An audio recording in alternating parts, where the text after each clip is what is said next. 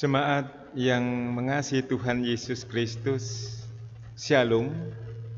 Tema sapaan rohani hari ini adalah belajar melakukan kehendak Tuhan. Yang akan saya baca di dalam Matius 16 ayat yang ke-21 sampai dengan ayat yang ke-28. Yang secara khusus saya akan membacanya ayat yang ke-23 dan ayat yang ke-24. Yang demikian firman Tuhan. Maka Yesus berpaling dan berkata kepada Petrus, "Enyahlah iblis, engkau suatu batu sandungan bagiku, sebab engkau bukan memikirkan apa yang dipikirkan Allah, melainkan apa yang dipikirkan manusia." Lalu Yesus berkata kepada murid-muridnya, "Setiap orang yang mau mengikut aku, ia harus menyangkal dirinya, memikul salibnya, dan mengikut aku." Injil Matius 16 ini bercerita tentang penolakan Petrus akan pernyataan Yesus yang akan mengalami kesengsaraan dan kematian.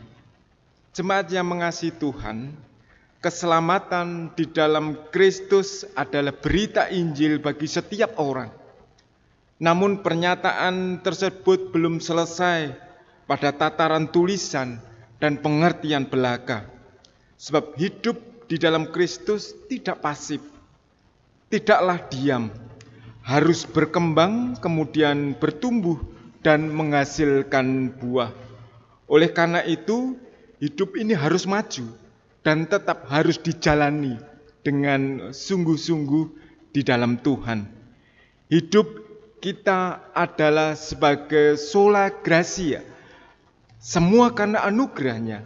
Dimaksudkan di sini bahwa umat kita semua harus merespon dengan terus berjuang dalam setiap peristiwa kehidupan kita, dengan mengalahkan egois kita, keangkuhan kita, mementingkan diri untuk kita kemudian memenangkan dan terus dapat hidup penuh dengan kerelaan menanggung derita dan sekaligus menaati hukum Kristus. Hidup di dalam Kristus Yesus harus kita jalani dan lakukan, karena Dia yang telah memberikan anugerah berupa keselamatan di dalam hidup ini.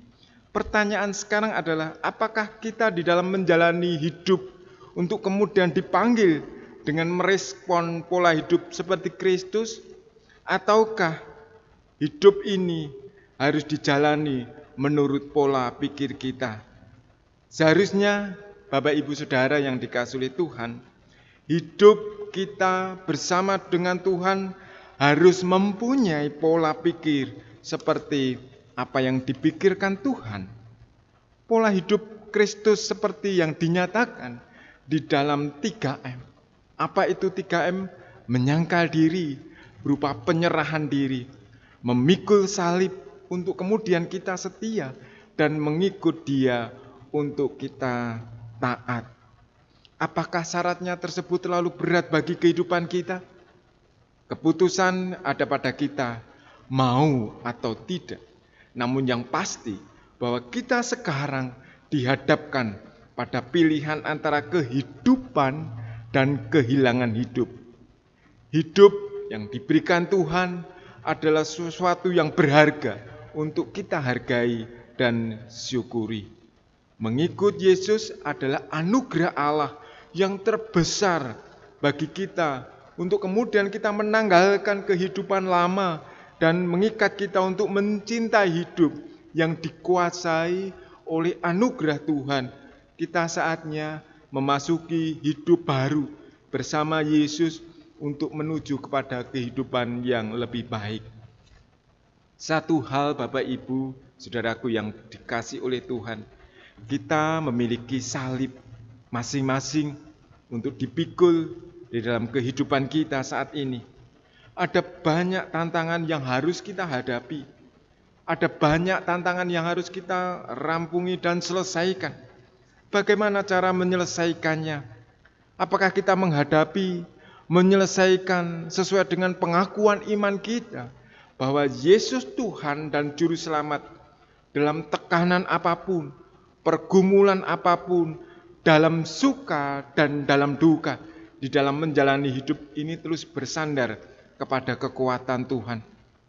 Apakah kita mau menyerahkan diri, setia, dan taat kepada pengembalaan Kristus seumur hidup kita, sampai kemudian kita diam dalam rumah Tuhan sepanjang masa? Atau sebaliknya, kita akan menyelesaikan semua tantangan kehidupan ini dengan kekuatan sendiri.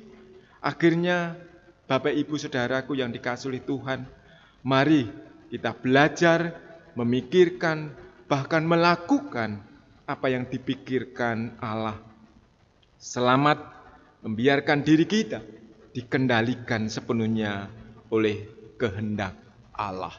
Tuhan memberkati kita semuanya. Amin. Mari bersama-sama kita berdoa. Bapa di surga, ajarilah kami senantiasa bersandar pada kekuatan di saat kami mengalami kekhawatiran, persoalan dan tantangan.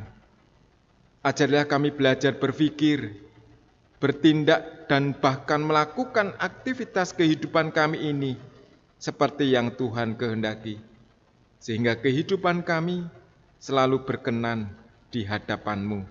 Di dalam nama Tuhan kami serahkan hidup kami. Amin.